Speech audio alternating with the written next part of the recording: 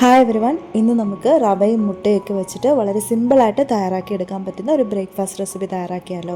വളരെ കുറഞ്ഞ സമയം കൊണ്ട് തന്നെ നമുക്കിത് തയ്യാറാക്കി എടുക്കാനും പറ്റും. വളരെ കുറഞ്ഞ ഇൻഗ്രീഡിയൻസേ ആവശ്യമായിട്ടുള്ളൂ, എന്നാൽ വളരെയധികം ടേസ്റ്റിയാണ്. കറികളൊന്നും ഇല്ലെങ്കിൽ പോലും വളരെയധികം ടേസ്റ്റി ആയിട്ട് കഴിക്കാൻ പറ്റുന്ന ഈ ഒരു ഐറ്റം എങ്ങനെയാണ് തയ്യാറാക്കി എടുക്കുന്നതെന്ന് നോക്കാം. ഒരു ബൗളിലേക്ക് 2 കപ്പോളം റവയാണ് ഞാൻ എടുത്തിട്ടുള്ളത്. 1 കപ്പ് റവയ്ക്ക് ഏകദേശം ഒരു 7 ദോശയോളം ചുട്ടെടുക്കാൻ കഴിയും. 2 കപ്പ് റവയ്ക്ക് ഒരു 2.5 കപ്പോളം വെള്ളം ഒഴിച്ച് നമുക്കിതൊന്ന് കുതിർത്ത് വെക്കണം. ഏകദേശം ഒരു 5 മിനിറ്റോളമൊക്കെ കുതിർത്ത് വെച്ചാൽ മതിയാവും.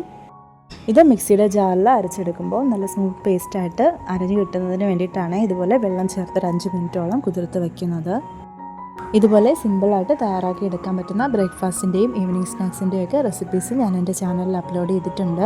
ആദ്യമായിട്ടാണ് എൻ്റെ ചാനൽ കാണുന്നതെന്നുണ്ടെങ്കിൽ ഒന്ന് സബ്സ്ക്രൈബ് ചെയ്ത് വയ്ക്കാൻ മറക്കല്ലേ. കൂടെ തന്നെ തൊട്ടടുത്തുള്ള ഓൾ എന്ന ഓപ്ഷനും എനേബിൾ ചെയ്ത് വെക്കണേ. അപ്പോൾ ഞാൻ അപ്ലോഡ് ചെയ്യുന്ന വീഡിയോസിൻ്റെ നോട്ടിഫിക്കേഷൻസ് കൃത്യമായി നിങ്ങളിലേക്ക് എത്തുന്നതായിരിക്കും.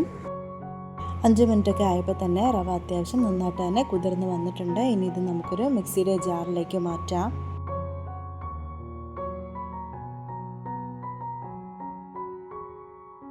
ഇനി ഇതിലേക്ക് ഒരു മുട്ട പൊട്ടിച്ച് ചേർത്ത് കൊടുക്കാം. 1/4 ടീസ്പൂണോളം ഉപ്പ് ചേർത്ത് കൊടുക്കാം. ഇനി ഇതിലേക്ക് ചോപ്പ് ചെയ്ത് വെച്ചിട്ടുള്ള ഒരു പിടി മല്ലിയിലയും അതുപോലെ തന്നെ ഒരു പിടി ക്യാരറ്റുമാണ് ഞാൻ ചേർത്ത് കൊടുക്കുന്നത്.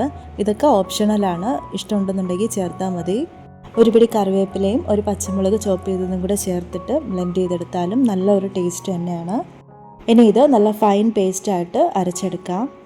മല്ലിയിലയും ക്യാരറ്റും ഒക്കെ ചേർത്തിട്ടുള്ളത് കൊണ്ട് തന്നെ ബാറ്ററിനും ആ ഒരു കളർ കിട്ടിയിട്ടുണ്ട്. സാധാരണ നമ്മൾ ദോശയൊക്കെ തയ്യാറാക്കാനായിട്ട് എടുക്കുന്ന ആ ഒരു മാവിനേക്കാളും അല്പവും കൂടെ ലൂസായിട്ടുള്ള ഒരു രീതിയിലാണ് മാവിൻ്റെ കൺസിസ്റ്റൻസി. ഈ ഒരു ബാറ്റർ തയ്യാറാക്കി എടുത്തു കഴിഞ്ഞാൽ പിന്നെ നമ്മൾ പുളിപ്പിക്കാനൊന്നും വെക്കേണ്ടതിൻ്റെ ആവശ്യമില്ല. ഇത് തയ്യാറാക്കിയ ഉടൻ തന്നെ നമുക്ക് ദോശ ചുട്ടെടുക്കാം. ഇതിലേക്ക് ബേക്കിംഗ് സോഡയൊന്നും ചേർക്കേണ്ടതിൻ്റെ ആവശ്യമില്ല. ഉപ്പിൻ്റെ പാകം നോക്കി മാവ് നന്നായിട്ടൊന്ന് മിക്സ് ചെയ്തെടുത്തതിന് ശേഷം നമുക്കിത് ഓരോ തവി മാവായിട്ട് കോരി ഒഴിച്ച് ചുട്ടെടുക്കാവുന്നതേ ഉള്ളൂ. ഞാനിവിടെ ഒരു പാൻ ചൂടാക്കാനായിട്ട് വെച്ചിട്ടുണ്ട്. ഇതിലേക്ക് ഇനി ഒരു തവി മാവ് ഒഴിച്ച് ഒന്ന് ചുറ്റിച്ചെടുക്കാം. പാനിലേക്ക് മാവ് ഒഴിക്കുന്ന സമയം ഫ്ലെയിം ഒന്ന് ഹൈയിലേക്ക് വെച്ചതിന് ശേഷം ഫ്ലെയിം ഒന്ന് മീഡിയത്തിലേക്ക് മാറ്റാം. പെട്ടെന്ന് ഇതുപോലെ ഹോൾസൊക്കെ വന്ന് മുകൾ ഭാഗം ഒന്ന് വെന്ത് വരും. അപ്പോഴേക്കും നമുക്കിതിലേക്ക് എണ്ണയോ നെയ്യോ അത് നമ്മുടെ ഇഷ്ടാനുസരണം ചേർത്ത് കൊടുക്കാം. അതൊക്കെ ഓപ്ഷണലാണേ. ഞാനിതിലേക്ക് അല്പം നെയ്യ് ചേർത്ത് കൊടുക്കുന്നുണ്ട്. ഇനി നമുക്കിതൊന്ന് തിരിച്ചിടാം.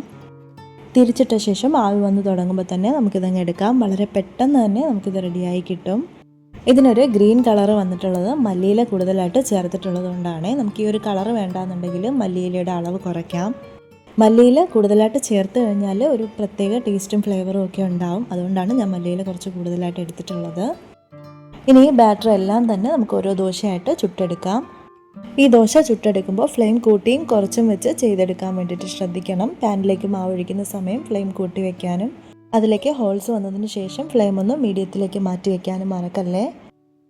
എല്ലാം തന്നെ ഞാനിവിടെ ഇതുപോലെ ചുട്ടെടുത്തിട്ടുണ്ട്. അപ്പോൾ വീഡിയോ ഇഷ്ടമായിട്ടുണ്ടെങ്കിൽ തീർച്ചയായിട്ടും ചാനലിന് സബ്സ്ക്രൈബ് ചെയ്ത് വയ്ക്കാൻ മറക്കല്ലേ. സിമ്പിളായിട്ടുള്ള ഒരുപാട് ബ്രേക്ക്ഫാസ്റ്റ് റെസിപ്പീസ് എൻ്റെ ചാനലിൽ ഞാൻ അപ്ലോഡ് ചെയ്തിട്ടുണ്ട്. ആദ്യമായിട്ട് കാണുന്നവരാണെന്നുണ്ടെങ്കിൽ ചാനലൊന്ന് സബ്സ്ക്രൈബ് ചെയ്യാനും എൻ്റെ വീഡിയോസൊക്കെ ഒന്ന് വാച്ച് ചെയ്യാനും ശ്രമിക്കണേ. അപ്പോൾ നെക്സ്റ്റ് നിങ്ങൾക്ക് യൂസ്ഫുൾ ആവുന്ന മറ്റൊരു വീഡിയോ ആയിട്ട് കാണുന്നത് വരയ്ക്കും. Thank you for watching and stay tune my channel.